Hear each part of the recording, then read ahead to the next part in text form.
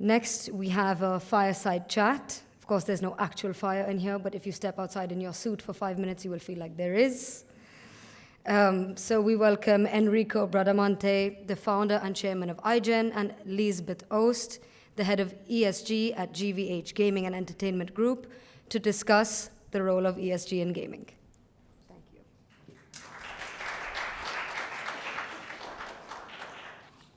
Good morning. Good morning, everyone. So first of all, thank you for joining us.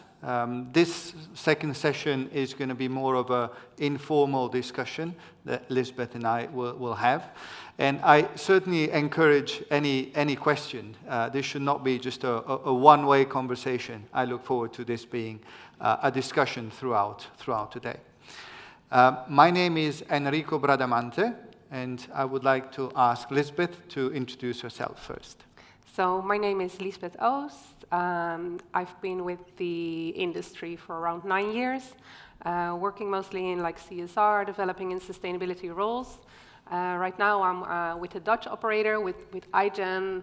We are pretty active to build more capacity around ESG, to get members together to create impact. So I'm very happy to be here and to discuss, and very happy to see a good turnout today.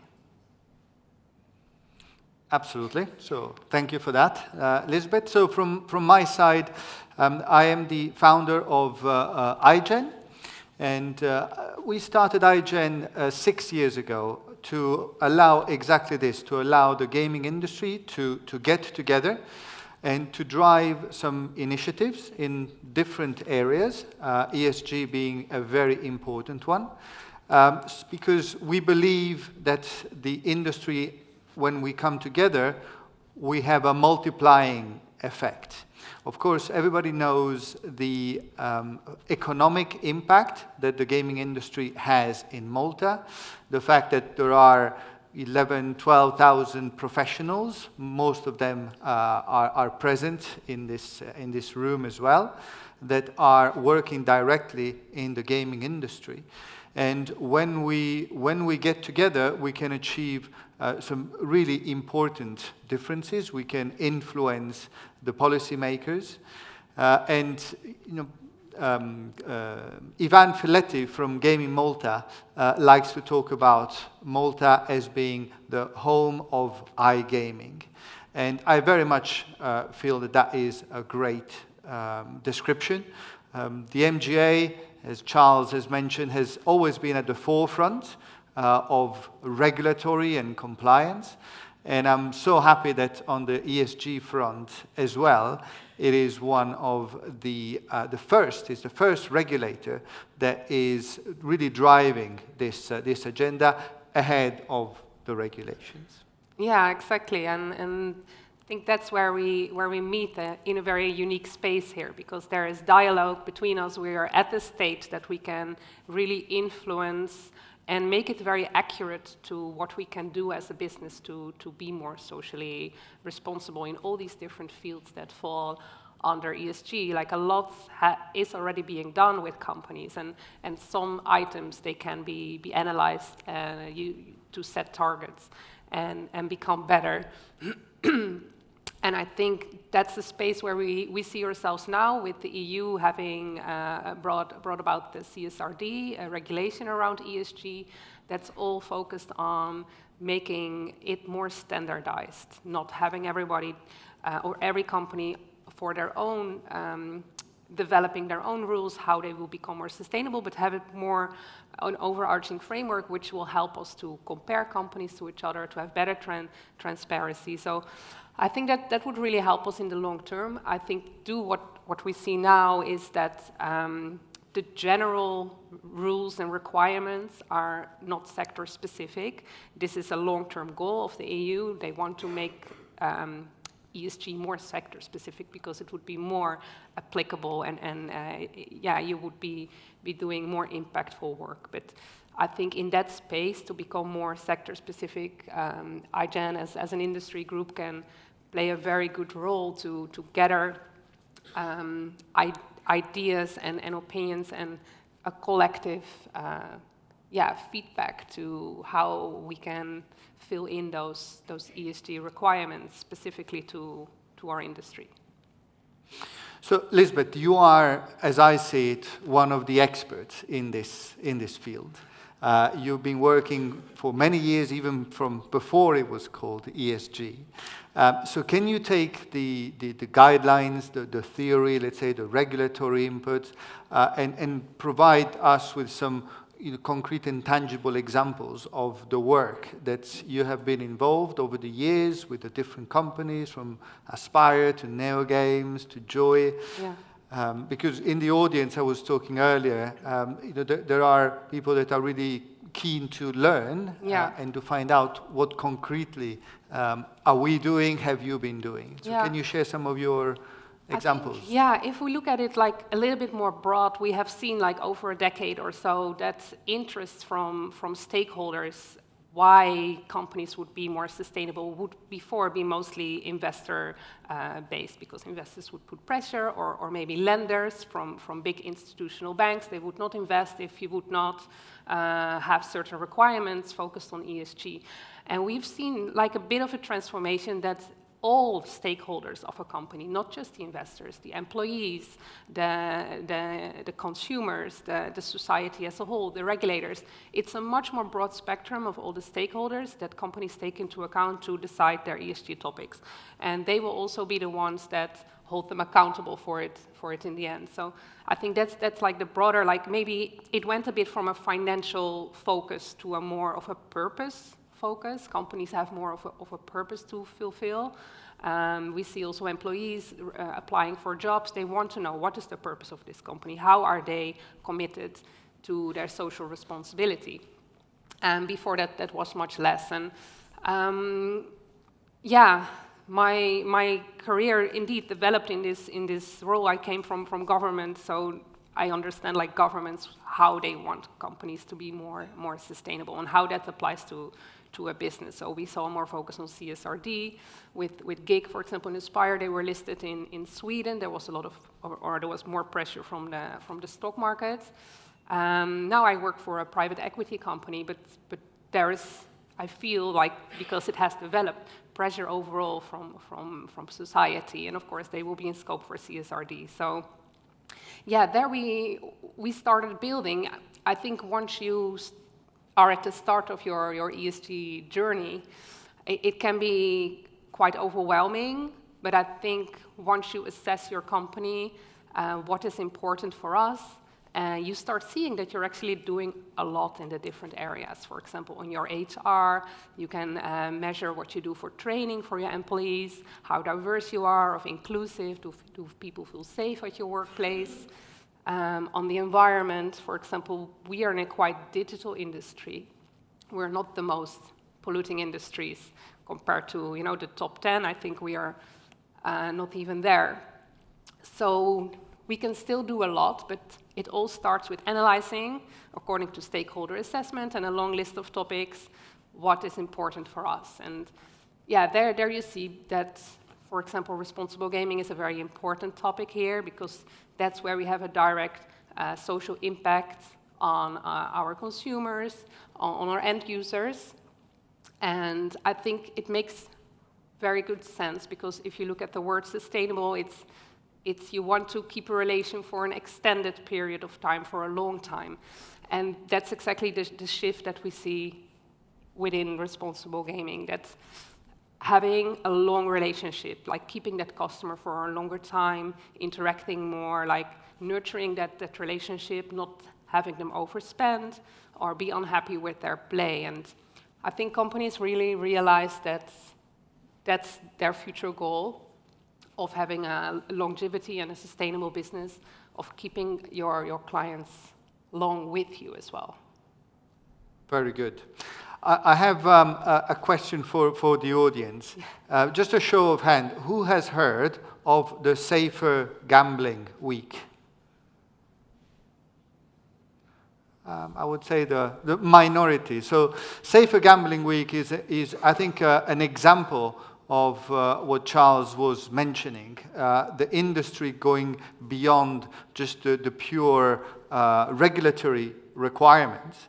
The Safer Gambling Week is a European initiative now, started in the UK, to really educate consumers and inform professionals that work in the gambling industry, the online gambling industry and land-based, about safer gambling measures, about what the operators are doing in order, as Liesbeth was saying, to keep the players safe, to avoid their burning out, and all the negative aspects that can come from that.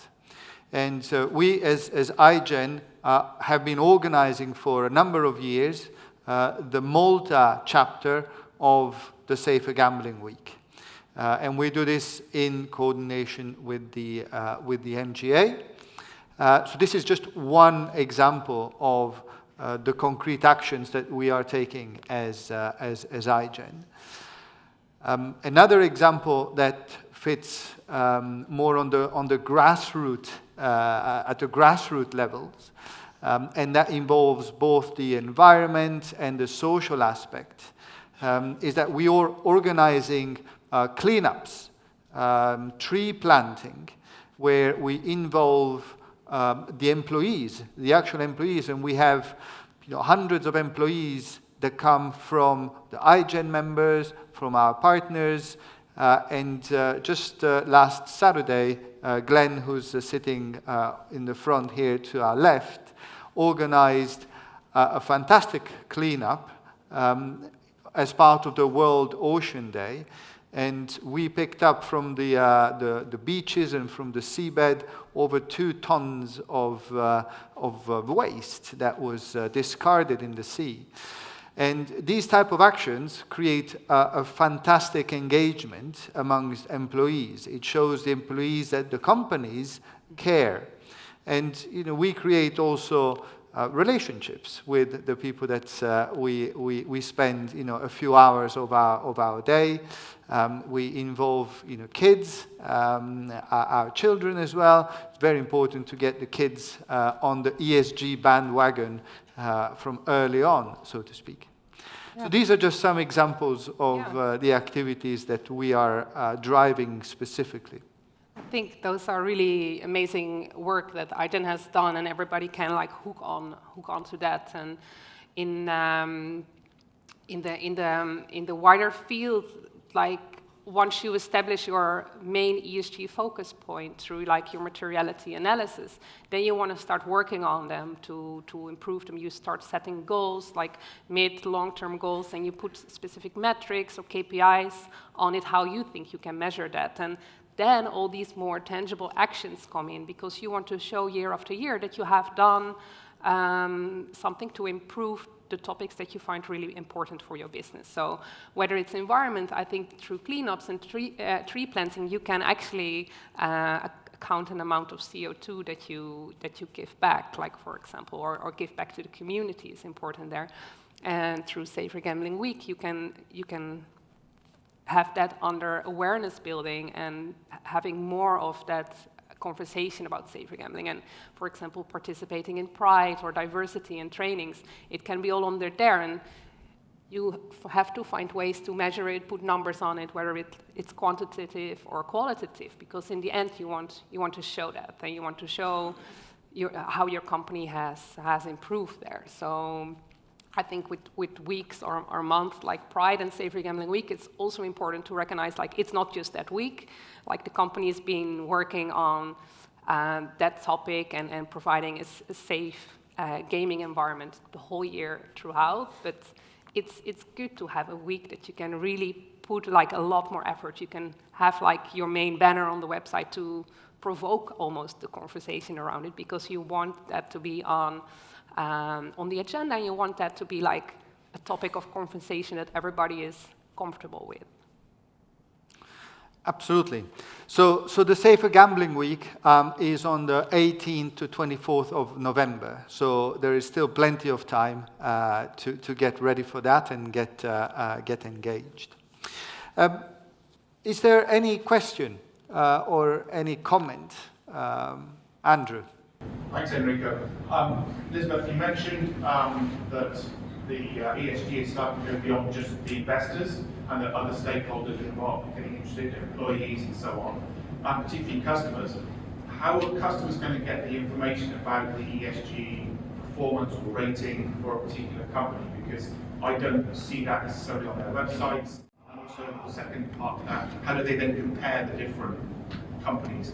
Yeah, so Partially the framework will help this, but at the moment there's nowhere for anyone to actually get that information. no, exactly. So the question is like, how do consumers or the general public get that information about ESG? How are you going to communicate all the activities you do within ESG? And you see the more established companies who have their yearly sustainability reports that this is made public on the website. And also with the CSRD, the reporting needs to be integrated in annual financial reporting, and this is a public document that should be made public. Also, the EU wants that ESG part to be digitally tagged, or the functionality of digitally tagging, so their system can read that, put that in a database, and easily compare that amongst each other. So there are a couple of requirements from that regulation about transparency and making information public. I think it's also up to the companies to, for example, have a space on their main page called ESG or sustainability, where they explain how they do the materiality analysis, apart from, you know, the financial reporting integration, because that can be a quite heavy document to read for everyone. You want to make it more comprehensible, maybe with examples or videos. And I see companies doing that, but I think you will see it much more now.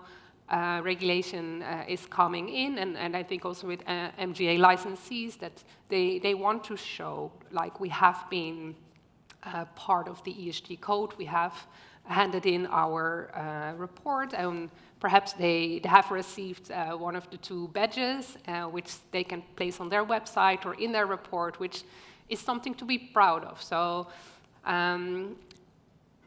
I think, you know, I don't want to, if you want to interrupt me, go ahead, but... I have just one additional comment. Just the other day, Glenn has come across, let's say, an affiliate, and this person is now ranking all the casinos based on their, let's say, ESG footprint, ESG ranking. So there is a business opportunity that this individual has.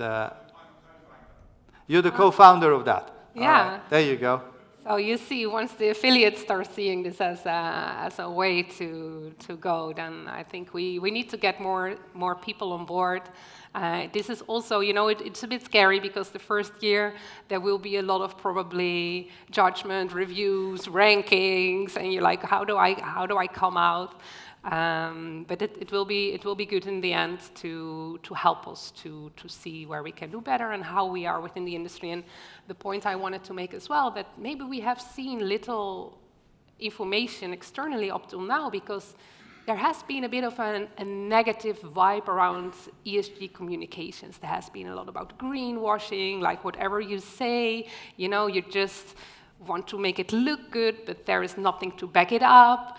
So companies have become a little bit apprehensive. You know, you hear it from, they went from greenwashing to greenhushing, like they really kept information close to themselves because they felt like we will get criticized by it. So we need to find a middle ground, that we need to show what we're doing based on actions, and it should definitely not be kept quiet or not communicated. We have one more question. A few years ago, when this was first launched, the ESG, there was a whole debate whether the actual production of the ESG reporting in the annual returns is actually adding more to damage to the environment in terms of, you know, how much work they need to do, more data, more servers, more everything. So, and the second point on the greenwashing was how much of it is genuinely corporate interest, unless you're doing it for some business gain, you know, to attract more customers. How much of it is genuine? We see a lot of corporate social responsibility out there, but sometimes you wonder whether, you know, we clean up a beach just for more promotion rather than because we really care. So I think, as you mentioned, there's a greenwashing, the green hushing. It's about finding the balance to convince people you're doing it for the right cause. Yeah, and I truly believe that the essence of ESG is that the company needs to look at their core product or their core activity and make that more sustainable. And then giving back to communities and everything, because you have that initial product, that's very important as well. But to have like a nice community engagement program and a charity arm of your business, but not looking at the essence of your product or your services, you can't get away with that. And I think the regulation and the code is making it more standardized what we want on what topics we want to see numbers on. We want to see interactions. We want to see involvement around responsible gaming, which is a very hard topic to measure and put KPIs on anyway. But we will try, and only because of us wanting to be better at it, we can improve it. And I think one can be very skeptical on these measures, but I can tell you that it certainly starts at the top. If the board, if the CEO, they want they have this at heart, then it becomes something that the companies are genuinely behind. And even within the companies that are part of iGEN, the companies in the association, there are various degrees of participation in the initiatives and into their own ESG initiatives. But the key message is that, first of all, it's the right thing to do. So we start with that. Second, it's coming because the CSRD is coming. And so there's, let's say, no escaping it. At the moment, we are in this, let's say, early adoption phase. The MGA code is a voluntary code, so not everybody has to do it, but there are already 25 companies that have decided to do it because they think that it is the right thing to do. So I always, I'm an optimist. I always look at the glass half full. Yeah, and I believe also like participating in the MGA ESG code will help you to get more CSRD ready. CSRD is like more extensive, and I think the ESG code will grow along to match. So it's a good time to step on that like wagon to start doing, because it will be a lot once you need to do it all. Yeah. I love this. More questions, more discussions. Please.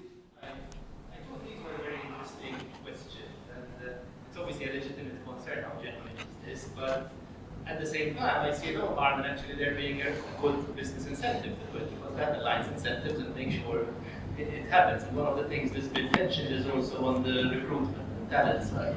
So maybe a question more for the HR-oriented people in the room, but to what degree are you really seeing sort of candidates asking for ESG credentials, and how much does this help actual attraction and retention of talent? Because that factor alone would be a good business incentive to make sure incentives are aligned and give you a good reason.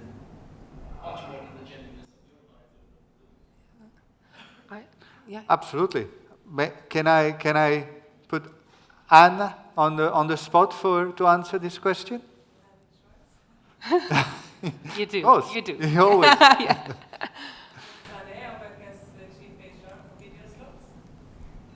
Yes, I mean, undoubtedly, we do have a very young workforce, and we know that these things are extremely crucial for young people. So, I mean, I find it really sweet. I actually have a background. I used to work 10 years at Greenpeace, and then there was like a lull, and then environmentalism wasn't in my life, and I was coming back again. And I get really moved when I see that young kids want to take half a day off just to go and clean a beach or plant trees, and it is really, really, yes, it could be called greenwash, it could be called green hush, but it's a slow way to change society, and you have to start somewhere to change society. You can't just have super cool legislation stopping freons and saving ozone layers. it's small steps that has to be taken, and I think it does create a difference. And kids look for it, and it's a part of their DNA today. So yeah. I have I think 2 points to add to this, and the first one is that we do see more people interested when they join a company to learn about RG, how is it being taken up, or something is written negatively in the news. There is like company communication to explain why this has happened, for example, because we know that people might get restless. So that's a sign already that the employees want to be involved. They want to know what kind of company they work for and how sincere they are in their business strategy, their risk appetite, and yeah, when I see people coming in, like even with newcomers, I always like to have like a short meeting or presentation with them. Either I group them or one-on-one to explain like what is ESG, what are we doing, because every employee is also an ambassador of your company, and I also want them to help me to make the company better, because it's really a company culture. It's not just a person or a team that's doing ESG. It's like everywhere in the company. So everybody has part of improving. So I think that's so important that you also hire the right employees with that mindset.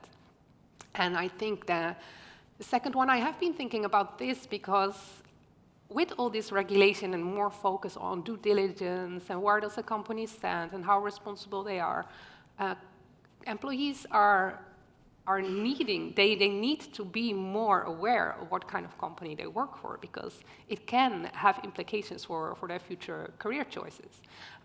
So I think it's only an honest and a fair thing for both companies and employees to be more aware. Gentleman at the end. Morning, everyone. Adrian from Deloitte, Capital. I'm glad that the discussion is taking this inclination, obviously, towards human resources and talent attraction in particular. If I may add to this, there is also a strong element of talent retention associated with this. Deloitte every year conducts an annual survey called the Millennials and Gen Z survey. In this year's survey, it resulted that 45% of respondents, we're looking at 25,000 respondents from 44 different countries, 45% have changed or are looking to change jobs, specifically because the company they work for lack CSR initiatives, particularly related to climate change. So it's not just a matter of building on your point, Chris, attracting talent, but we all know that across all industries, retention is a key challenge. So I think this shows very clearly the importance of what we're discussing this morning. I think this is a really important point to really look at the different generations in society and their different viewpoints on the different topics. And we see the younger people having this as an essential part of their daily life, and it's very normal. So, I mean, we need to, even the way we communicate, like the younger ones, if we want to get a message, it will be social media, and maybe on another audience, it will be more by email or the newspaper. So we always need to think like, what is the opinion of the people that we speak to, and those are in the end the stakeholders that drive our ESG priorities. I think we are running out of time. Let's. There are of course other panels, so the discussion will continue. Let me just take a minute to thank Antoine and the team at Deloitte, our partners today, for having put together this wonderful event.